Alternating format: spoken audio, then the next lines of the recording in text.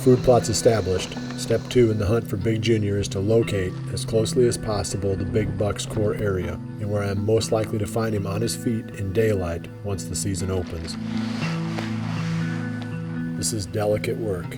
One overly aggressive move now, and I will put the buck on red alert. Patience is a virtue.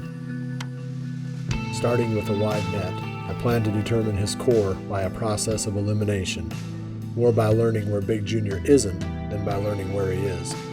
After many years of overzealous mistakes, I've learned it is better to narrow the options carefully in calculated steps. Better this than to jump right into the most likely areas and push him out before the game even starts. At the same time that I am finding back my number 1 buck, Troy Saxenmeyer and his nephew Drake are preparing for Iowa's youth and disabled season.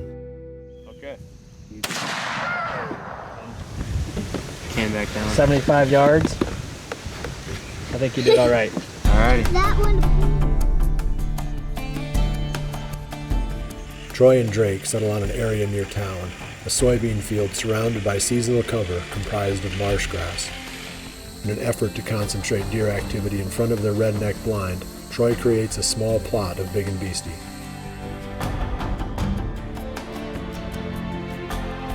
It is enough to tip the scale in their favor. The day before the season opens, the pair spot a great buck using the new food plot. Anticipation is high for the coming hunt.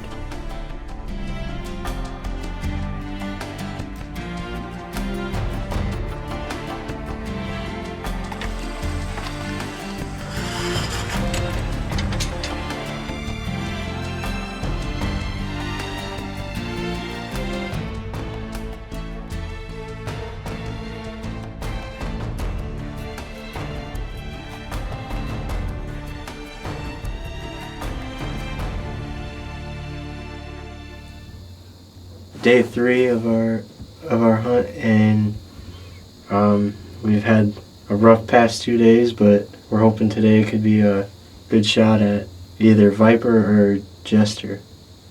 We're hunting down here in this marshland, and right on the edge of this marsh, and we got a lot of rain last Thursday and Friday, about 4 or 5 inches. Prior to that rain, I had 2 really nice 8-pointers coming out right in this food plot right in front of the redneck blind, and as it be, the weather might have screwed that up a little bit. I think we got a little bit of water down here and changed the way they were bedding, and now they're using the field just up a little bit from us. We've been watching a lot of deer feed out the last 2 days, about 100 yards just up on the higher ground, but now that it's been warm, it's actually starting to get warmer each day, that we're watching a mud puddle over here, and it's completely dry now. I'm hoping that this bedding area was dried out a little bit more, and that these deer last night might have came down and bedded in a little bit different area and work into this bean field across our little oats and big and beastie plot. Drake and I are hunkered in here. It's just a little after 5 o'clock, so hopefully we get these deer to come out and start feeding, and we'll bring it to you here if we can get some action.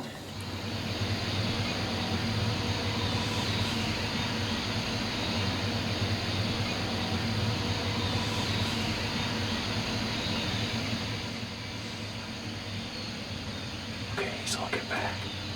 There might be another deer coming down the road today.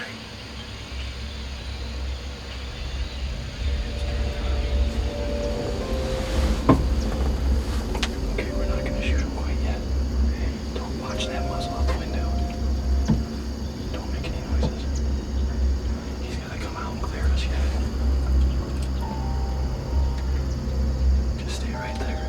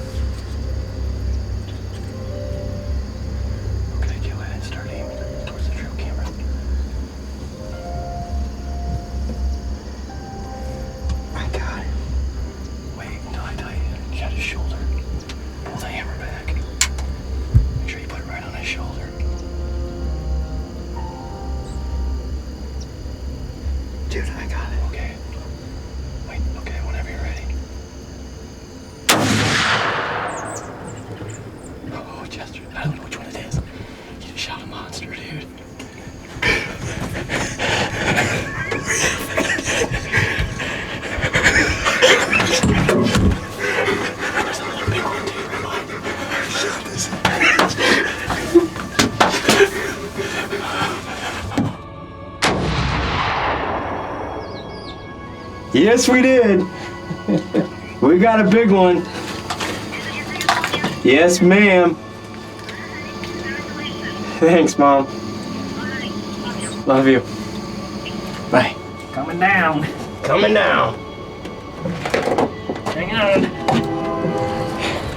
You definitely need to lose some weight. Come on, man. You're killing me.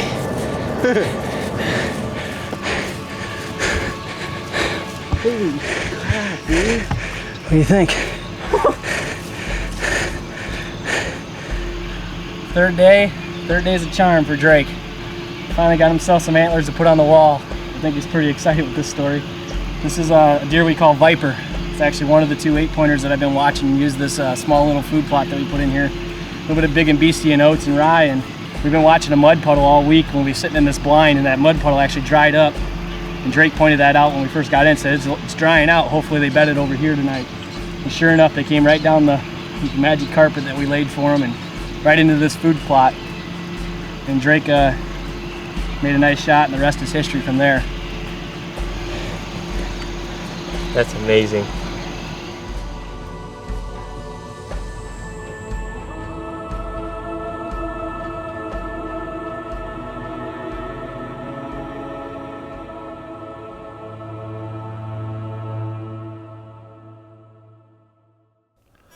Blinds are perfect when you're hunting with either youth hunters or, in this case, a disabled hunter. There's a lot of extra movement that's required, and being inside the blind makes a big difference. The redneck blind is perfect for this because you get the horizontal windows that you can use for a gun rest, but you also get the vertical windows that work perfect for bow hunting. Troy planted Big and Beastie in his food plot, and this worked out perfectly because Big and Beastie will grow well in all different types of environments.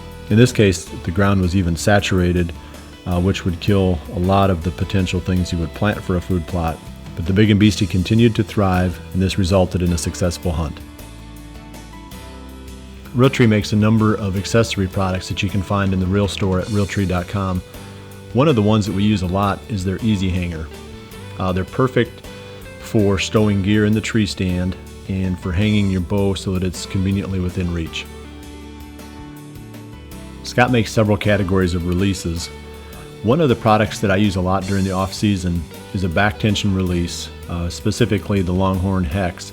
This allows me to practice during the off season with the perfect surprise release that makes for the most accurate shooting.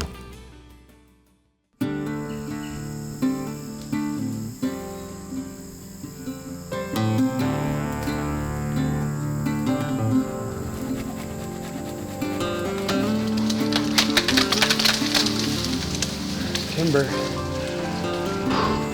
Today's September 23rd, and John and I are in here doing some last minute improvements on this property that we've been setting up pretty much all summer.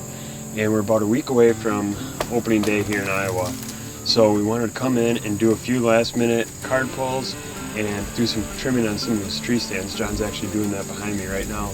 We came in here in the little micro plot that we put in. We had a pretty bad storm roll through southern Iowa, and a lot of these trees that are on the edge of the plot got blown down and they're hanging over the plot, which makes it hard to shoot into it because it is such a small plot.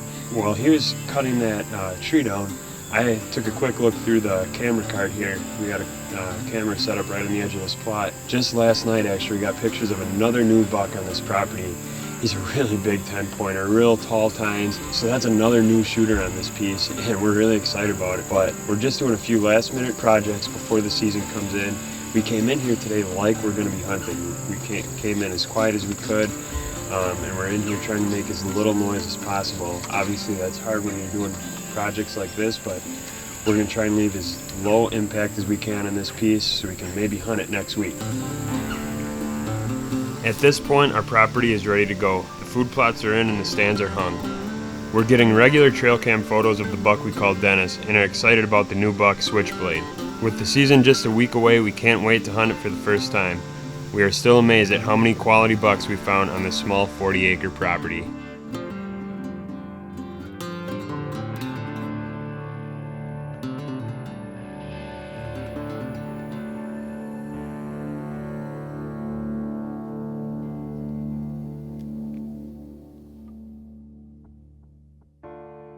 We use the Muddy Lineman's rope every single time when we're hanging and trimming our tree stand locations. You can stay connected to the tree the entire way up, trim your branches, and get in safely every single time. The Muddy ProCam 12 is jam-packed with features, but my favorite is the time-lapse mode. I can set this camera on a fence post or a tree that overlooks my food plots and get a picture of every single deer that enters that plot during shooting hours. The Ozonics HR300 has two different fan settings. The high setting is perfect for tree stands because you have a lot of open air around you that your scent can float into. In ground blinds, when you're in an enclosed area, you don't have as much open air, so you can switch the unit over to the low setting because you don't need as much ozone to cover up that scent. A lot of my hunting is done from a tree stand or ground blind setting, and because of that, the Hoyt Nitram 30 was perfect for me. At 30 inches axle to axle, the bow is really maneuverable. I can go in between windows of a ground blind or under overhanging branches while I'm sitting in a tree stand.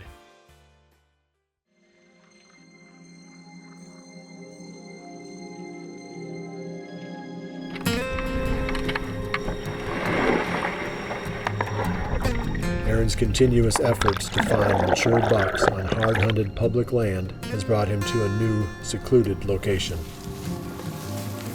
Well, it's late September and we're out on a piece of public land today that we've never hunted before, and we're starting to get out on these pieces, get all of our sets hung for the rut right now. It's a really busy time for us, but this is a spot in particular that John Lewis and I scouted this summer when the water was up. We came in off of the river here and found this real nice little pinch point. There's a big bedding area over here to my left and a ton of food out here to the north. Along the east side of that bedding area is this old roadway right here, and there's a ton of trails, old scrapes coming down this roadway. Anytime we get a west wind, these bucks are going to cruise this roadway, scent checking that bedding area, and probably use this method of travel to get out to the food to the north also. The best thing about this spot though is that we've got that swamp along the river that we can come in on to access. Our wind, if we blow a west wind, will go straight over top of that swamp. I'm gonna get some trail cameras in here over some scrapes. If a mature buck pops up, this is a spot we're gonna target during that pre-rut time period, late October, early November. Keep an eye out for this spot down here on the river. I'm really excited about it. I mean, this is gonna be a great area, lots of food, lots of deer. We're just gonna have to get some cameras out and see if we've got any shooters.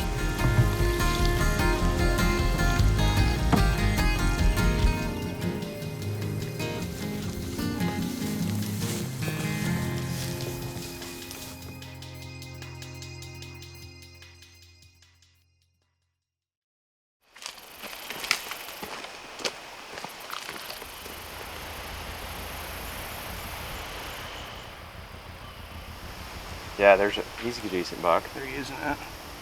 He's using it a bunch. It's about oh, no, last night. Oh, there's two of them, dude. Oh, there's a giant back there. There's a giant behind him. Right here.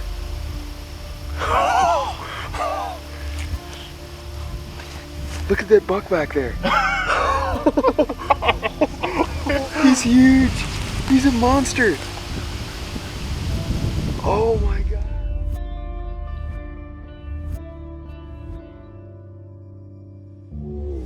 Obviously we're excited in finding this huge deer, but the next step is to get back on the maps, find out where he's bedding, and then close in on it with trail cameras. My focus turns to this buck as we get closer to the fall, but he's on a small piece of public land that gets tons of hunting pressure, and the road ahead looks tough. I may have to try to kill this buck before November when the hunting pressure is sure to ramp up.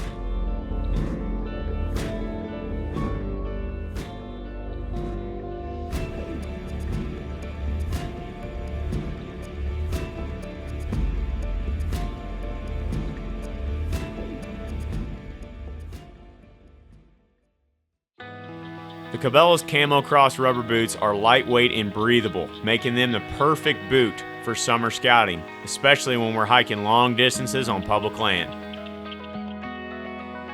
The Fuse ProFire Series sight is perfect for those on a budget, but has many of the same high-end features of all the competitors. Trophy rock minerals play an important role for us in two ways. First, they supply the mineral needs of the deer on the properties that we hunt. But just as important to us as hunters is the fact that the deer are very attracted to these sites, which makes them the perfect locations to get summertime trail camera pictures, which helps us to better pattern the bucks and gives us a head start going into the season.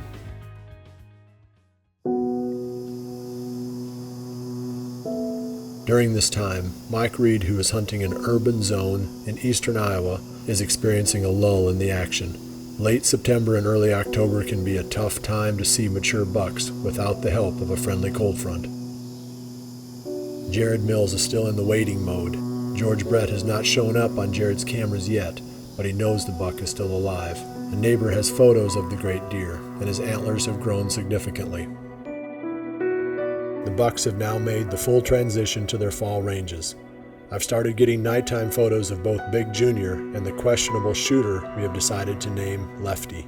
Don't get me wrong, Lefty is plenty big enough, but this is one deer I would sure like to see a year older. If I have ever seen one that will blow up, this is him. But when the time comes, will I actually be able to let him pass? Would you? The season is finally here. Scrapes are appearing, and rubs now line ever-deepening buck trails. The time has come. We are chasing November.